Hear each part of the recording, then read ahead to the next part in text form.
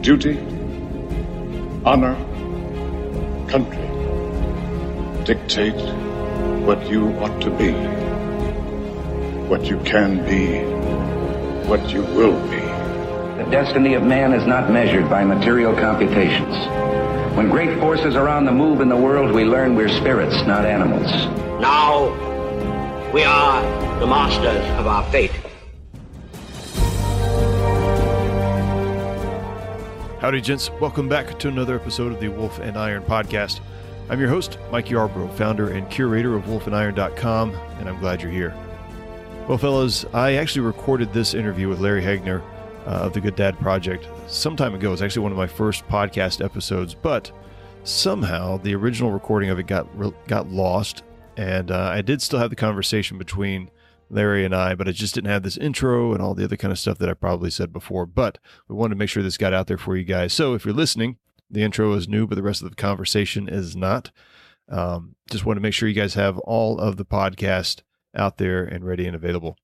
This is a great conversation between Larry and I, all about being a dad. And we touch on a couple of things that are just really kind of profound and insightful thoughts that happen sometimes when guys are just chatting about things.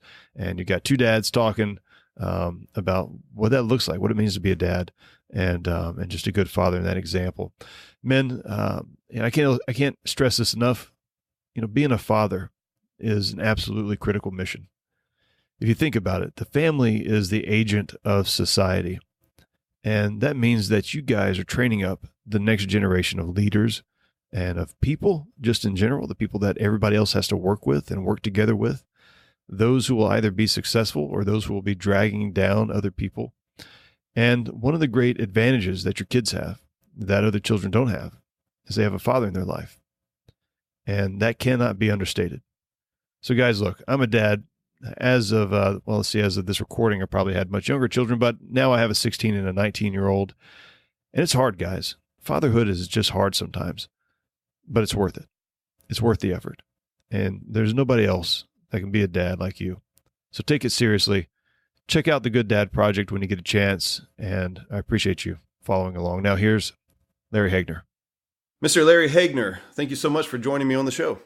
Hey, what's going on, man? Good to talk to you finally. Yeah, great. It's great to have you here. I've been following along with you for some time now with the Good Dad Project, and I'm really impressed by your work. I've seen. I want to commend you actually just on the success that I've seen. I know you've got a book out there, which is tremendous. I'm working on a book as well, so I know the kind of effort that goes into doing that, especially for something that's a side project that's kind of taking off. And but not only that, but you're just getting a lot of guys that really need to hear the message about what it means to be a good father. And you're providing resources that I didn't really have access to when I was first starting out. I've got a 13 and a 16-year-old boy now, and I certainly wish that I had guys like you in my social network and in my life back in the day. And so thanks for doing what you're doing. Man, thank you. I appreciate that so much. I mean, going back to when we started this thing, when I started this thing a few years back, I don't know. I was at a point in my life where I was absolutely desperate for information. And one of the things that I found out, by going online, trying to do some research, is there were so many resources out there for moms. I mean, moms they're pretty good at this stuff, when it comes to like, hey, let me share some insight or tips and tricks and that kind of thing. Guys, it was so hard to find. And when I first developed the Good Dad Project, I mean, I don't know how many people know this, but I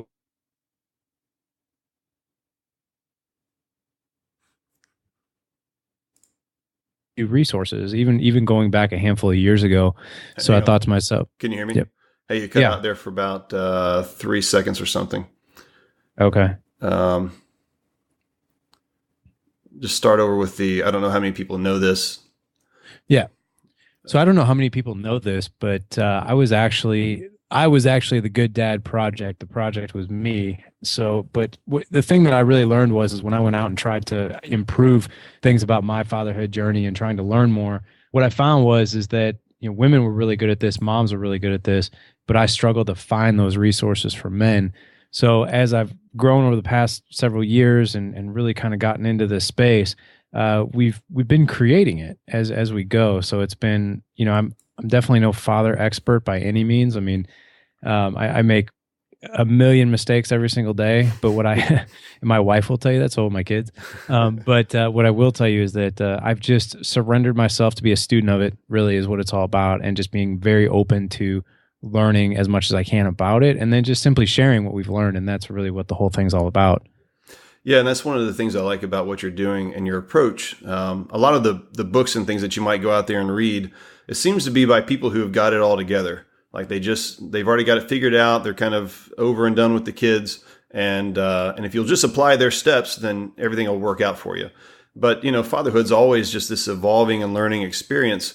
And I don't think anybody's got it completely locked up, in terms of how to raise their kids right and leave the lasting impression on them that they want to leave. I couldn't agree more. I mean, I use this analogy on almost every single podcast I've ever been on, and I think it resonates with men, and it might resonate with you as well. So I got my degree, my undergrad degree in health and fitness and wellness and nutrition. So I could tell you everything there is to know probably about the human body, exercise, how to eat right, how to lose weight, how to take good care of yourself. And so that was like my niche, right? That was my industry. What fatherhood felt like to me is going and getting an undergrad in health and then trying to go be an architect every day. Seriously, it was so overwhelming. There's no training for it. One day you are not a father, and the very next day you are. And it's like you go from one extreme to the other in 2 seconds, no training. And I got to tell you, I mean, for us dads, I mean, fatherhood is a very intimate thing. Yeah. And it's something that we desperately want to be good at. And not only do we want to be good at it, but we want to enjoy the journey. We want to enjoy the ride. And it's very hard to enjoy something when you feel unequipped for it deep down. And that's one of the things I've really struggled with. And that's what I've seen resonate with men most, is that just giving them a few simple tools to just empower their journey. It's a total game changer. Yeah. That's really, really good. And you mentioned something too about one day you're not a father and the next day you are. I wrote an article actually that touches on this quite a bit. It's called Raising Children in a Society That Raises Nothing. And the idea is that, we don't really raise anything as a society today, as men. For the most part, I mean, most guys haven't had like a house plant or, a dog from puppy stage or anything like that. And so when we become fathers, it really is the first experience that we have and trying to build something from this very immature, level all the way up to a level of maturity where it can live and grow and be on its own. And it's really daunting just to kind of step into that. Thankfully, kids grow up sort of slow, and so we got a little bit of time to get our act together.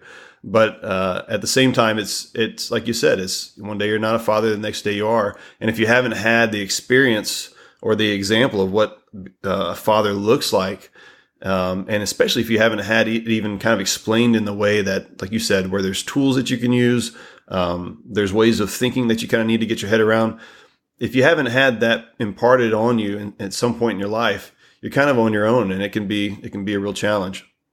It totally can. And you said something earlier in the interview that really struck me, which was a lot of the books that people buy or a lot of the resources, you kind of go and get them from people, like, I think the word you even used was they've already got it quote unquote figured out. Yeah. Or maybe they're a professional or they have accolades behind their name. Mm-hmm. And it's what I found is when I tried to read as much as I could about parenting, it was situational parenting. When your kid does this, you do that. Mm-hmm. And that really didn't speak to me. And the other thing too was when I would read books like that, I always felt like there was an element of the author speaking down to me, and I don't want to say that for pride or ego purposes or anything like that, but there's one thing that I've noticed that really hits home to men, and that is you have to if you're going to write something or do something, it has to be relatable. And there has to be a human element to it. It can't be me talking from up here and you down here and this element of perfection. It has to be like, hey, we're arm in arm in the trenches on this. Yeah. And let's just help each other out. Let me give you some advice. You can learn from me. Give me some advice because I want to learn from you. And that's really what this whole fatherhood thing is all about. And I can tell you, the hardest thing when it comes to this fatherhood journey is most of us men, we just don't open up to each other. And now here's the thing. I preface this with, I'm not a proponent of men, quote unquote, sharing feelings and roses and unicorns and all that. No, not at all. What I am saying is I think we can do a better job of reaching out and just simply leaning on guys, and asking for advice or insight. Because I mean, even our conversation right now, me and you are going to have strengths that I don't, and maybe I'll have some strengths that you don't. But if we can meet in the middle and be like, hey, this part of my father, like I struggle with work-life balance. So Mike, can you give me some advice on how do you deal with that? Like, let me know what maybe your secret is for that. And maybe you struggle with, you have teenagers, right? So yep. You have a 16-year-old and a 13-year-old. So maybe you're like, wow, these teenage years are very tough. And maybe you can give me some insight on that, you know? Yeah. Yeah. No, it's really good. And I think even what you said, as guys begin to look to other men at different stages in their parenting, look for the qualities in those men that you admire. Don't be afraid to go up to them and say, hey, can we get some coffee or go hang out for a little bit? I want to pick your brain on what you're doing well in this area of being a dad. And even that right there, it's huge in the difference that it will make in your life as a father. But it's also a really scary step because, like you said, us guys, we don't do so well at reaching out and expressing feelings and sharing our thoughts, or even complimenting one another. To say to another man, you're doing a really good job as a father in this specific area. I like how you're always taking your kids out to do things. I really need help. And this is really for me. I do need help actually in finding things that my kids like to do that are outside of the house, and some guys are just really good and creative at that. But there are all kinds of different things, like you said. Before we jump too far into the fatherhood discussion, for those who don't know you, tell us a little bit about where you're from, where you're at now, how long you've been married, your kids, and that kind of stuff. Yeah. So I'm 40. I was born in 1975. My mother and biological father were married for about 4 years before they had me. When I was about 9 months old. So I've got an interesting background, just interesting childhood story, but I'll only spend a couple minutes going through it. But they were married for 4 years. They had me in 1975. They got divorced when I was about 9 months old, and after that, my biological father left, and my mom raised me exclusively from the age of basically a baby to 4 years old, where she remarried another man, and he was in our life until I was 10. So I did have a stepfather, but I clearly remember being in preschool at 4 years old. I mean, we're going back 36 years, but I clearly remember this. I remember like these men would come and pick up their kids from school, and I had no reference point for a man being in my life or a father being in my life. So I was always like, what is a dad? Like, I guess maybe my mom just hasn't found a dad yet. Cause I guess in my mind, like the moms just go out and find a dad. My mom just hadn't found hers yet. Sure. So, my viewpoint of it was like, I wasn't really missing out on anything. It was what it was. But so she met a man, she got married when I was 4. He unfortunately was he was addicted to alcohol. When he drank, he was violent, mentally, physically, all that. It was a pretty tumultuous journey from the age of 4 to 10. They got divorced when I was 10, and then I never saw him again. Yeah. When I was 12, I had an interesting thing happen. I actually ran into my biological father, who I had never known. And then what happened was we had this relationship for a couple months. He had been remarried for a few years. He had a 2-year-old son. His wife was pregnant at the time with my younger half brother. And we had this short relationship for a little while, and we ended up parting ways. And we parted ways because I think there were too many complexities to that, and it was a bit overwhelming for him, to be honest with you. Yeah. And so we parted ways. So by the time I was 12, I lost my biological father once, my stepdad, and then my biological father again. So it was kind of crazy. I fell into, I would say at 12 years old, it was a low point. Mm-hmm. So much so that I kind of gave up on school. I actually failed 8th grade. Kind of crazy thing. I had to repeat 8th grade. I mean, nothing sucks more than watching all of your friends go to high school and you have to do 8th grade again. So it's just a really tough age.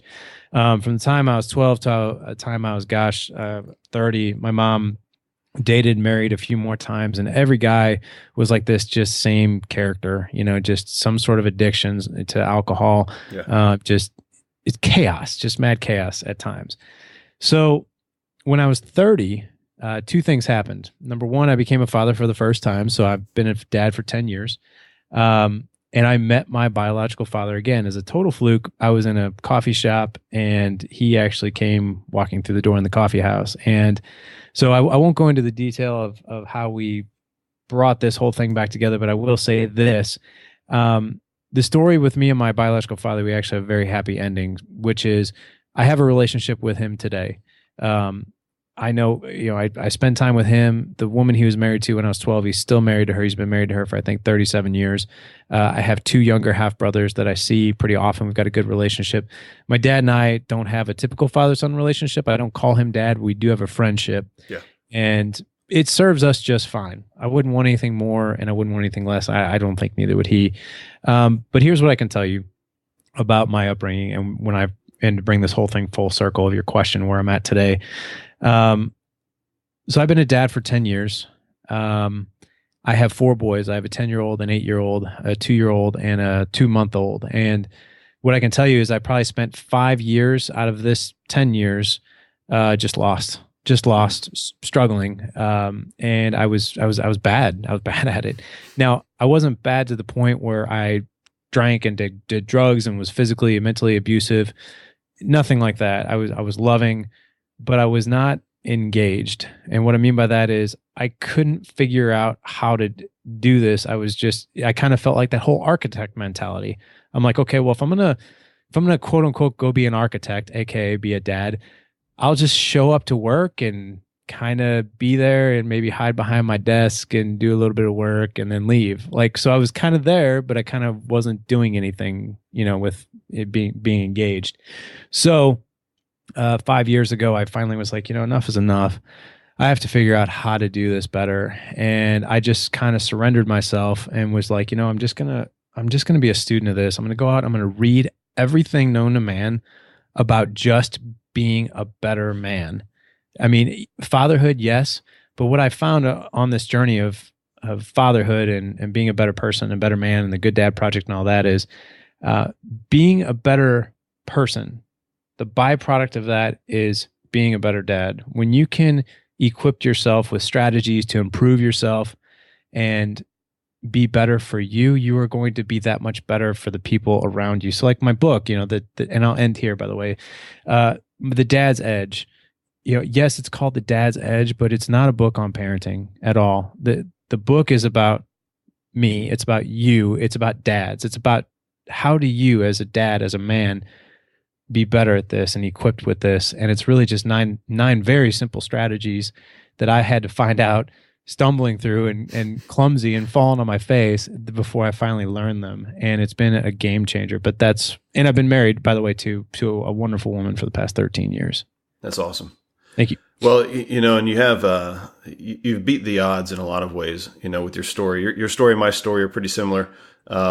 I won't go into mine, but essentially grew up fatherless for the most part, raised by a single mom, taken in by my grandfather when I was about 9. My grandparents really, but my grandfather was the man in my life for basically from 9 until my teenage years, and then eventually when I was out of the house.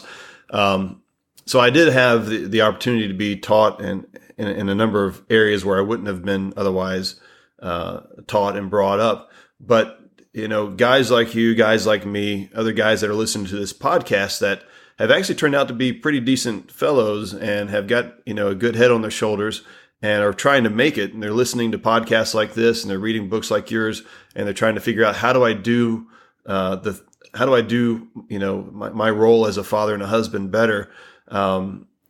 That's unique, meaning that we've beat the odds because the odds are really against us. Most of the things say that there's a really good chance that you and I are going to, perpetuate divorce in our families, and we're going to perpetuate fatherlessness in our families, and we're not going to be reliable to our kids, and we're not going to do the things that we're doing to really make a change at a generational level. So I commend you for doing that, and I think it's really exciting. And I like to be reminded of that. Sometimes guys will tell me, remind me of that particular point. So I just want to remind you of that as well, that, you've really done something for yourself to come up without a dad and to be the example that you are today. Man, thank you. I definitely appreciate that. And, I didn't know that about you. That's another similarity that we have is I didn't have a dad in my life, but I did have a very strong grandfather, who I think as he saw me grow up, he was, as I look back on our life together, and he only lived a mile from our house, so I was able to spend a lot of time with him. In fact, when my mom wasn't around, I was at their house, and I got to tell you, it was never said out loud that he was going to show up and be that male presence for me, or he just did it. Yeah, he just did it. He was the example, and he never tried to fill my shoes for a father. Like, he was never like, well, you don't have a good father figure in your life, so I'm going to be there for you. But he just sort of did it. Yeah. And it was an excellent example, as you know firsthand what that's like as well. Yeah, that is. And I think there was from that generation of guys, I think there's almost a built-in, this is one of the reasons we call them the greatest generation. I mean, there's this sort of built-in part of their own conscience that says, I need to take care of things that need to be taken care of. And sometimes that means when somebody else drops the ball, I've got to step in and do what's right. And so I loved the old school lessons that I was taught, and I'm sure you had some passed down to you as well. So thank God for grandfathers. I agree. And, that's another thing too, is if you screw up as a dad, there's always a chance to get it right with the grandkids. That's right. So, well, that's great. So one of the things that I've found in my own life, and I'm sure you've experienced too, is that, especially now that you're 40, I'm 38, so we're close in age, is that I'm just now, or I'm still learning things about how not having a father actually impacted me in a negative way, growing up and in my early years, especially my 20s and my 30s, and how it failed to equip me for so many of the things that I'm now having to figure out on my own. And I'm just kind of wondering, from your perspective, was there like an aha moment, or has it been kind of this over time, you're kind of looking back and going, man, I really would have probably gotten this from my dad if I had had a dad in my life. And, really seeing how not having a father in your life has made, has left a lot of gaps in your life as a man. So I would say twofold. The answer to that is sort of twofold. With not having a father in my life, I can definitely tell you without a shadow of a doubt, gaps. Yeah, absolutely. Because even now, gosh, this is even hard to admit, but even now, the relationship that I have with my own father, where I don't go to him for fatherly advice, if that makes sense, because maybe I don't know why. Maybe I view him as more of a friend or a confidant, or we talk business a lot, which is kind of cool. We're very like-minded when it comes to business. But if I have a parenting issue, or I'm like, man, I don't know, because I would say at least once a week, maybe sometimes daily, there will be a situation that shows up, and I'll be scratching my head being like, wow, I don't really know what to do about this one. And so there's definitely the gaps, because I wasn't taught that growing up, and I don't take advantage of that with the relationship I have with my dad now. I don't know if I should or not, but I will tell you, I go out and try to find that information through other guys like yourself, or guys that we've had on the podcast, just that strong circle of men that I can go to and be like, hey, I'm dealing with this. What do you guys think of this? Like, I'm not exactly sure what to do here. The other thing too, I can tell you, if I could give you a visual, when you have a childhood like you do, like I did, the pendulum effect, I've heard this so many times, where you will either swing one side of the pendulum or the other in the extreme that you were brought up. So in other words, you will either repeat exactly what you did, how you were raised growing up, which, I could probably be a nightmare if I wanted to. Or you do this thing where you swing the other direction and you do every single thing in your arsenal and power to not repeat the past. Yeah. And so I can tell you that that's what I've learned from. But here's where I was stuck I told you I've been a dad for 10 years, 5 years. I was terrible at it. For 5 years, I was stuck right in the middle. Like, I'm like, okay, if I look to my left, these are all the things I don't want to do, right? These are all the things I don't want to repeat, that I know I'm not going to do. However, if I look to my right and all these things I would really want to accomplish, I'm not doing any of them. Yeah. I'm just sort of stuck in limbo. And the Good Dad Project actually came out of a very shameful and lowest point of probably my fatherhood journey, which is I always kind of made a deal with myself. I was like, I'm just not going to hit my kids. I was beaten as a kid. I'm not going to hit my kids. And so I'll share this story with you. I've shared it on other podcasts. It's not something I'm proud of. It sucks to tell it, but I will tell it because I think a lot of guys can relate to it. When my 8-year-old son now, who was 3 at the time, we were packing to move our house, and I do not like moving. I hate moving. I think it's the worst. Like, I would probably stay miserable in a house because I don't want to move. I hear you. But so we were packing up this one room, and it was our playroom. And I had literally spent hours and hours and hours packing this one room, and boxes and boxes and boxes. Was doing it all by myself. Hated doing it. At that time, I really wasn't satisfied with the work I was doing, and just sort of never really came home with a whole lot of enthusiasm, didn't have a lot of patience, was irritable. So I packed this whole room up, felt pretty accomplished with myself, and then told my 3-year-old son, because it was all of his toys, I'm like, hey, Daddy just packed this room. Do not go in here and rip these boxes up and go looking for your toys, because I just packed it. So I left the room for 30 minutes or an hour. I come back downstairs, and there's stuff everywhere, everywhere. It almost like I didn't even pack anything that I'd spent hours doing. And I just became irate. And I took my son and I spanked him, and I spanked him hard. And he cried and was devastated. And it's even hard for me to tell this story because I remember it so vividly. And it brought me back to when I was a kid and I was hit. And my wife is probably one of the most non-dramatic, forgiving women I've ever met. And when she gives me a quote unquote talking to, that's when I know I need it, because she never does it. And she sees something very wrong. And she looked at me and she's like, really? Really? You do realize he's 3, right? And I'm like, it just made me, number one, I felt as low as can be just by doing it. And then I have the highest respect for that woman. And when she was disappointed, I was like, oh my gosh, what did I just do? Yeah. And I went into my office. I was pretty upset. I was somewhat emotional. I call that my Jerry Maguire moment, where I cracked open my laptop. I was looking at the screen. I had tears in my eyes. I was upset. And I just wanted to distract myself and go onto Facebook and just see what was going on. And I was upset, and I looked to the left of the Facebook page, and it said create a page. And I don't know what it was, if there was some sort of, maybe call it divine intervention or whatever it was, but something told me just create a page, get out of your own way, do something. And I created this page, and the name just came to me, The Good Dad Project. And like I said, selfishly, that was me. I was like, okay, I need to do this better. I've got to get this better. If I don't, I am going to repeat things that I wish I wouldn't have. And I need to figure this out. Otherwise, I'm going to lose my wife. I'm going to lose my kids.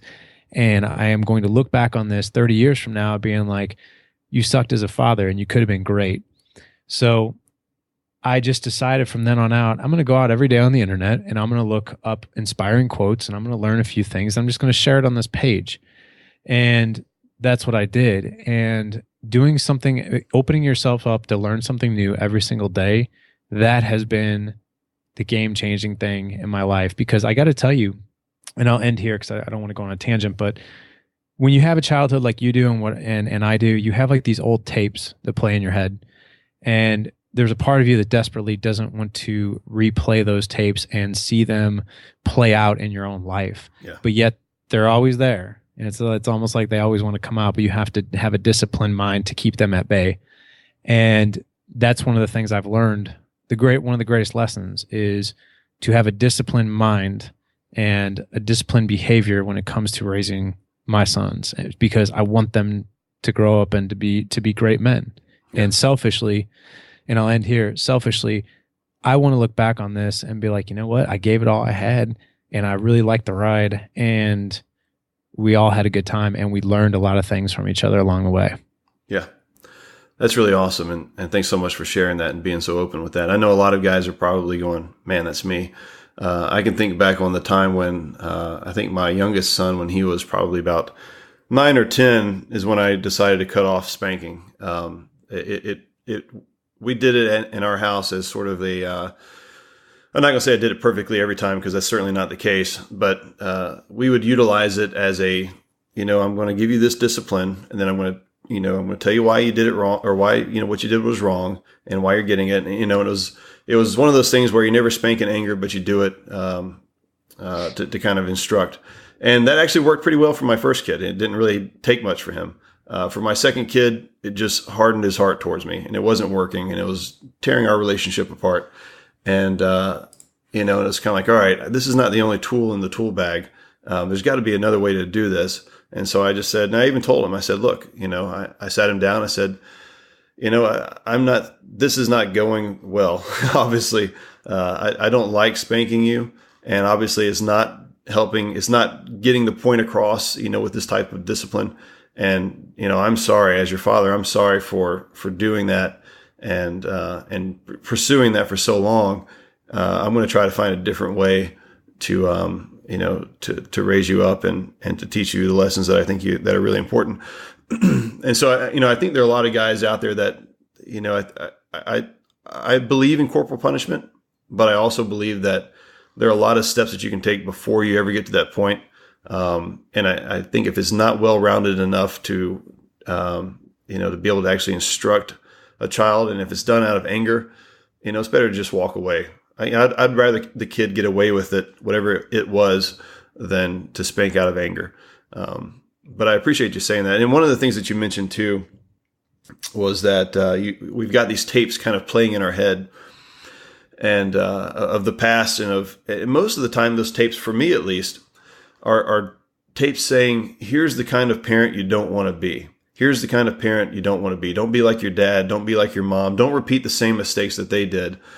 But unfortunately, there's not a tape that says, here's the kind of parent you do want to be, and here's what that looks like. And like you said, we've got to commit to going out and figuring out what that looks like, not only to be a parent, but to be a better man. We've got to create those tapes that really weren't created for us in our childhood. And I think that a lot of guys can approach parenting or the married life or their job or whatever, and they don't want to fail in a certain area, and it becomes that they're fathering out of fear, or they're living out of fear of becoming something bad, rather than living with the hope of becoming something better and inspirational to others. And I think that changing that sort of mindset of, it's not that you're running away from something, but it's that you're running to the kind of man that you ought to be and that this world needs. I think that's really uplifting for a lot of guys to really take that in and to be able to make that shift in their mind, and start having new tapes that play louder than the old tapes played. See, this is exactly what I'm talking about. I hope all your listeners were really tuned into everything you just said, because I don't know if I've ever heard it put in such a way as you just put it. And man, I just learned a very cool lesson from you, which is, how and why do we break that pattern, and what do we want to do? And especially, man, I've never thought of it. I mean, maybe I've thought of it to some degree, but I've never heard it quite like that, as fathering out of fear, which is, and moving towards something versus away from something. It's just, that's a game changing perspective. And I've never heard it said quite like that. And that's awesome. Yeah. Appreciate you sharing that, man. Yeah, absolutely. And that's one of the things that I've learned about myself. Kind of like you just, when I shared it with you, it's like an epiphany. Holy crap, I've been doing that. That's me. That's what I've been doing. Right. And right. You would think that if the end result is the same, why does it matter what the motivation is? But I think the motivation is absolutely key. It changes fear weighs us down and holds us back. It keeps us tethered to the past that we don't want to be a part of, rather than letting us be free to move to the future that we do want to be a part of, if that makes sense. It totally makes sense. I mean, you've got two views on life, right? You're either going to, I don't know if you've ever read the book Unbeatable Mind, but I'm a huge fan of that book. It's written by a Navy SEAL named Mark Divine, and that was kind of a game-changing book for me when I was reading and always trying to be better at this whole thing. And there are two sides of our mind. One is, and you've probably seen this on the internet, but it goes back to actually Native Americans. Navy SEALs use it a lot, which is we have two wolves that reside in our mind. One is the fear wolf and one is the courage wolf. And what you basically did, whether you know it or not, is you gave a really great perspective of feeding that fear wolf or feeding that courage wolf? Which one is going to win in your mind? It's the one you feed. If you feed that fear wolf, which is constantly doing something out of that fear loop or doing something to avoid something versus running towards something, that's feeding that fear wolf. But however, if you have that perspective of courage and you have goals and you have things that you're striving for to be better, that's feeding the courage side, that's the battle of the two wolves that always want the attention of your mind. But awesome content. Yeah, thanks, man, and thanks for tying that back around too. I haven't read the book, but I've heard of it, and I've heard that perspective as well, and that's always stuck in my mind, just that visual, because I can actually, I can definitely see that in my own life, and that's, it's a constant thing. It's not like you make up your mind one day and you're set for the rest of your life. You've got to constantly be. It may get easier over time, but I think that we've got to purposefully pursue feeding courage rather than, and starving fear. And that takes, we got to hold our minds and our thoughts captive. When that fear creeps up and it says, you're being just like your dad or whatever, we got to say, you know what, right. That's, that might be true, but I'm not going to focus on that. I'm going to focus on the kind of man that I want to be. Let me think of some men who I really admire and that I want to be like, So, all right, that's good. I'm glad that had an impact, and hopefully a lot of other guys are feeling the same thing. So I want to jump into fitness really quickly, because you posted an impressive picture out on Facebook, and if there are any ladies listening to the podcast, you're definitely going to want to check this out. Okay, but in all seriousness, you're pretty beefed up, man, and you did I think it was the Seal Fit Challenge. I did. Right. And, you went from being a pretty studly guy to a really ripped dude, and your kids are pretty young. So you're finding time to get out there and get this done, even when probably in a time when most guys are making up excuses. Well, I got kids at home. They're small. It's hard to get out of the house, et cetera, et cetera. I want to talk for a few minutes about how fitness plays into you becoming a better man, but also why is that important in your role as a father? This is a great topic, and one that I'm extremely passionate about. And so I did the Seal Fit Challenge, and that's actually another book by Mark Divine, which is 8 Weeks to Seal Fit. And we've talked a lot on this particular podcast episode about perspectives, and I think we have the fathers and moms who are like, well, I have kids, I can't work out. Mm-hmm. And then you have the perspective of, I have kids, I have to work out, and that's my perspective of it is, if I want to show up as the best version of me, I have to work out. I have to take care of my body. And the reason I have to take care of my body is because I don't want to be exhausted when my kids ask me, Dad, will you come out and play catch with me? Dad, will you come out and jump on the trampoline with me? Mm-hmm. Dad, I want to get ready for track season. Can we go for a run? I do not want to be that dad who's like, no, but I'll watch. I want to give them what I didn't have. And so I'll tell you this as well. When I was kind of going through my tumultuous childhood, have you ever seen the movie Just Friends with Ryan Reynolds? No, I haven't seen that. Okay, you got to see it. It's hilarious. Okay. But anyway, Ryan Reynolds is the main character, and it's all about how back when he was in high school, he was this big fat kid. He was the fat kid. And then he, fast forward 15 years later out of high school, he he's the Ryan Reynolds he is now, which is shredded. Sure. And so I joke about that because that was my life. I was at my heaviest weight, I was probably 235. Yeah. And I was a hefty kid in high school. Like, I never worked out. I ate chocolate all the time. I kind of ate my stress away as a kid, and had no it wasn't until I was 17 I started getting healthy. And so I can tell you, I've lived half my life in the other spectrum, which is I didn't do anything. So as a father though, like I've really noticed, 4 kids and trying to make time to work out, I absolutely have to do it. Number one, for my sanity. I do it because it's a release for me. Mm-hmm. And I do it also because I just want to feel better in my own skin and feel better when I'm with them in an active situation. And plus, I think it's just a good example for them. I think a lot of parents deal with the whole fit shame thing, which is if they take care of themselves, it's selfish. I want to squash that with every ounce of me. Absolutely. Because if you're an older person, I mean, I'm 40, I'm not getting any younger.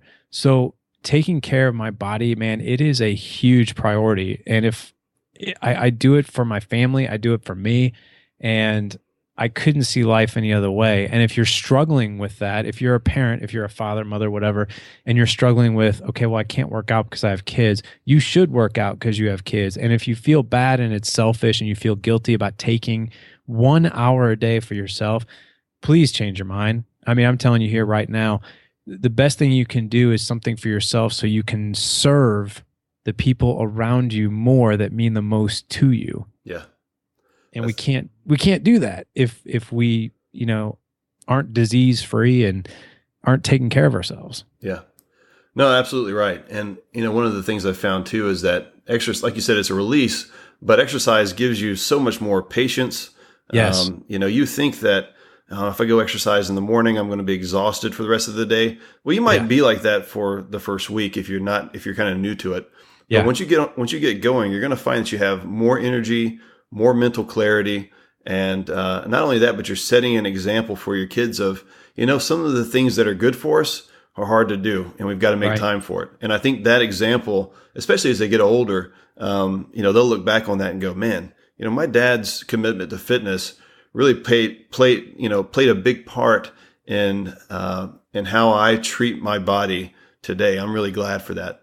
I think also there's this, especially with boys, and I imagine it was the same with daughters. I have boys, you have boys, so I'm just not sure on the other side how this works. But, boys want to see their dad being a strong guy. Yeah. And dad's always the hero up until a certain age. The kid becomes a teenager, they start to become defiant, and a little bit of the realness of dad starts to kind of, come through, and they get to see, oh, actually my dad's a fat slob. He's not, he's not healthy. He's not strong.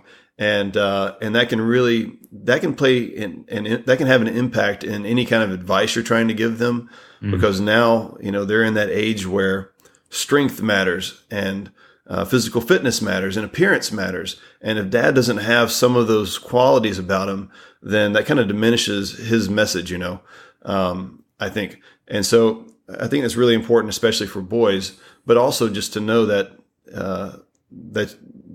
your dad actually, cares about his health and that he is strong. And another thing I think that I've really been thinking about lately is, we have a responsibility to protect and care for our family. And with all the things that are going on in society today, I'd hate to think that I couldn't protect my kids or do my best to help protect my kids, because I was so out of shape and I had so neglected myself that I couldn't run down a flight of stairs with them and they were hanging back for me and something happened or whatever the case is. I want to know that, if worse comes to worse, I'm in a good position where I can pick up a kid and run with them if I need to, 100 yards, or whatever needs to happen. I don't want to ever look back and think that, if I had just taken care of myself, maybe things would have been different. I couldn't agree more. And there you go again, with the enlightening perspective. And I say that very genuinely. I don't have teenagers yet, but you're absolutely right. I've never heard it framed quite that way, which is once you get to be a teenager, you kind of view dad differently. Mm-hmm. And I remember growing up, as a kid, and a good friend of mine had a dad who was a fit dude. And I always remember it was the atmosphere when he was around, the atmosphere was different than other dads. It was almost like, I don't want to say intimidation, but maybe a higher level of respect. Like, wow, this guy kind of looks, what's the word I'm looking for? He looks like a breed above the rest a little bit, right. And not saying he was better than anybody, but that was the persona that he gave off. And he was like ex-military and that kind of thing. So it was like, man, I do not want to sidestep around this guy. Like, I'm going to be on my best behavior and there's respect and, and that's where it lies. And what I've noticed too, when my kids' friends are around, cause I'm kind of the big kid in my neighborhood when it comes to, all the kids in the neighborhood somehow, some way end up at our house, and our backyard's always full of kids playing football, and our driveway is always full of bikes. And what I've noticed is maybe they're at that age, I don't know, they're 10 years old, 8 years old, 11, you know, that the kids think it's cool when I'm out there playing with them. Yeah. You know, and it's fun because there's a little bit of Billy Madison in me that I get a little competitive out there in a warm way. You know, I don't like, you know, pile drive anybody when we're playing football, but you know, hey, we go out, we have a good time, you know, we play, and but I want them to remember that, because to be honest with you, there's only a couple other guys in our huge neighborhood that go out and actually we all play, and I want them to remember that. Yeah. No, they definitely will. I have no doubt that they will. A few months back, I made a strong man. It's basically where I forget what it's called, but basically you hit you use a mallet and you hit the, gosh, I'm really just, I know what you're talking about. And the bell, and a thing goes up and hits the bell, right? Right. And dings it, right? So it's like a strongman kind of game. And I made this for my kids. They kind of like had an outdoor thing. So I made it from scratch. It's really cool.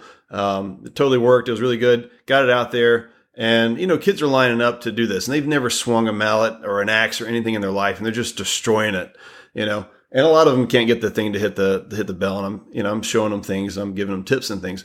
But one of the things that I noticed was that a lot of the dads would pass it up. Like I would think, you know, dads would come by and they'd want to be a part of that, right? I'm going to show my strength. I'm going to be able to do it.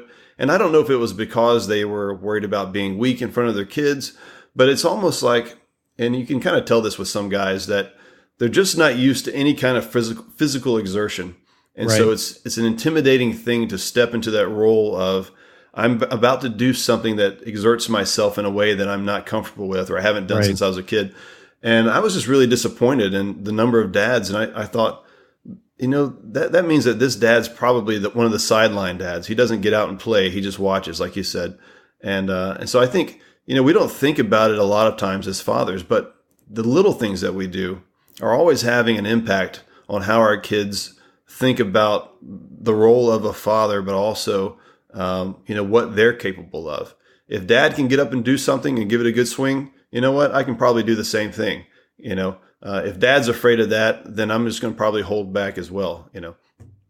So. Exactly. Yeah, exactly. I mean, we're the example, right? I mean, and here's one more thing I'll say about fitness. I have an 8-year-old. So I did not grow up being a good athlete. I wouldn't consider myself an athlete until I was probably in my 20s. And I started doing more active things. I got into martial arts, and in high school I did some wrestling and that kind of thing. But I didn't really kind of fall into that until I got older. But my 8-year-old is one of those kids that he's just a stud when it comes to sports. And then I have a 10-year-old who is just the opposite. You know, he's probably more like me, who I had to work really hard at it. And what I can tell you though is, if you ever feel bad about taking time away from your kids for fitness, man, just get them involved. Because one of the things that we'll do, I mean, even just like a 10-minute workout, like me and the two of those guys, we'll go outside and we'll do some sprints, and then we'll kind of do some push-ups, but we'll make it fun. We'll make, you know, it's not we're out there, come on, run faster, you know, or, you know, like anything like that. I mean, we make it super encouraging, inspiring. We cheer each other on. You know, there's no humility. There's no, you know, basic training, like yelling at each other, or anything like that. It's literally like genuinely a really good time. Yeah. And those are the things I want the kids to remember, because if they associate fitness and exercise with this is horrible and no fun, they're not going to want to do it. And it's not going to be a pleasurable experience for the three of us. But if we tee it up as something like, man, we're going to go out and rock this, and let's see how many push-ups we can do. Let's see how fast we can run. It's totally different, you know, and plus we get a workout, you know, and you know, doing it as well. Mm-hmm. Yeah, that's really good. I like the idea of making sure that it's fun, because, you know, we tend to be kind of driven a lot of times when we're working out with other guys or with ourselves. But you're right. When we bring the kids along, we definitely want to make it where it's not, you know, they're getting exercise, but they may not know that they're getting exercise. Yes. You know, kind of thing. That's really right. good, especially for young kids, I think. And you mentioned something too, and it kind of leads into my next question about the kids being different, right? Different personalities. You know, all the kids come out a little bit different. And I think that a lot of parents probably have a hard time connecting with their kid or their kids, because it's almost like they're such different personalities from themselves that either they grate on the parent's nerves, or they're into something that the parent just has absolutely zero interest in. So if you can imagine being a parent that hates Legos, for example, and your kid just loves Legos. Yeah. You know, whatever that case is, or your kid likes rap music and you hate rap music. There probably does need to be an intervention there, actually. But anyhow, But Right. do you have any advice on how men can connect with their kids that they really just feel like, man, we just got nothing in common? Yeah. That's a great question. Because here's the thing. I was a kid that didn't enjoy sports because I sucked at it. However, I have an 8-year-old that's all he wants to do. So, but I'm at that age now where I really enjoy doing sports with him. Now, on the flip side, so I love being anything active. I love doing. So I will say this: my 10-year-old, he doesn't necessarily like the active stuff. He'll do it, but it's not like this is my favorite thing and it's awesome. The thing that my 10-year-old really likes to do is something maybe more intellectual, where he wants to he actually loves to play checkers. So he likes to play checkers. I'm not a big proponent on going to movies just because I don't think you interact. And so I actually avoid movies, but he enjoys going to see a good movie. And to him, that's bonding time. So I will go take him to a movie, but I make sure that we do something afterwards where we can interact too. So I always ask the kids, if you were going to pick one thing that we could do together, what would it be and why? Because to me, to be honest, I mean, do I enjoy some of these things to the utmost degree? I mean, not, some things not really. I mean, like for instance, I'm not a big fan of like jumping on the trampoline, but with my 10-year-old, he loves to jump on the trampoline. And, so I'll get out there and I'll do it. But it's because I want to do what they want to do. I want to get in their world, and whether I feel like doing it or not. And this is another thing with the discipline thing, right? I mean, this is the old tapes playing, and this is the part of me that wants to say, no, I don't want to go jump on the trampoline. But it's the discipline part of me is like, he's asking me to go do something. It's something he enjoys. Whether I feel like doing it is irrelevant, just do it, because he's going to remember us doing it. Or he'll remember me saying no. Yeah. So I might as well say yes. Yeah. And the cool thing about it too is once I get out on the trampoline, I'm like, it's not so bad. Not so bad. It's all right. It's fun. But you know what I mean? Yeah. So I guess, the answer to your question is just ask them, what does fun look like for you? What can we do together? And, it's different. Like you said, man, it's so different for every kid. Yeah. Yeah, absolutely. So, I mean, I think, one of the things is sometimes we just got to suck it up and do what our kids like to do. Yes. And it's okay for us to become a little bit different than we are right now. Just because you don't like jumping on the trampoline or movies or whatever the case is, you're going to find this in a marriage too. You're not going to like everything that your wife wants to do, and she's not going to like everything that you want to do. And, it's okay to begin to like certain things that you didn't like before and to branch out. And you actually need to do that for the sake of spending time with your kids. My wife actually, I just mentioned she had surgery. We were talking about this a little bit before the call. She spent the first probably few days kind of laid up on the couch and she couldn't do much. And she started watching Mr. Selfridge, which is this like BBC show, right? Filmed back in like the 1920s. And it's not really my cup of tea. But it's, my wife wants to watch Mr. Selfridge. I'm going to sit there and watch Mr. Selfridge with her if that's what she wants to do. And actually began to like the show. So that's probably I'll just edit this out later. I'll insert some manly movie here that we watch together or something. But it's okay to do the things that you don't like to do. And it's as you become used to forcing yourself in a sense to do some of those things outside of your normal comfort zone or how you're wired, you'll find that you begin to grow, and I think you get a chance to really see your kids' perspective in those times as well, how they view life and the things that they enjoy, which is absolutely critical. Well, I'm going to wrap up here, and I want to ask you one last question. I really appreciate your time, but one of the things I thought about as I was preparing for this, and I was thinking back on, what would I want to be asked if I were, focused on fatherhood, and what's one of the things that really matters to me. And this just kept coming to mind, and it was, what's the one thing that you'd want your sons to say about you when they think back on the man that you are? Oh man, I've never been asked that before, and that is such a good question. And if you don't mind, take your time. I might intertwine this in our own show on the Good Dad Project podcast. We have we have a question that we always end with, which is, what is one piece of parting wisdom that you can bestow to other men on how to be a good dad? And what it does is it kind of helps the guest wrap it up into what's the one statement that you want to leave here with. I've never ever thought about like, what do I want my kids to remember me after I'm gone, or what type of legacy? That's like a game-changing question right there, because it puts you in that situation of like, what are my kids going to say about me when I'm not here? Yeah. Okay. So here's how I would answer that. My grandfather passed away in 1998. It was probably one of the toughest days of my life, because I remember I had such a tight relationship with him, and I love that guy more than anything. And he taught me about how to be a man and so many core value life lessons. And even now, when I think of him, I have a picture of him on my desk, and still to this day. And when I think of him, I always think of like, what type of man was he trying to help me become?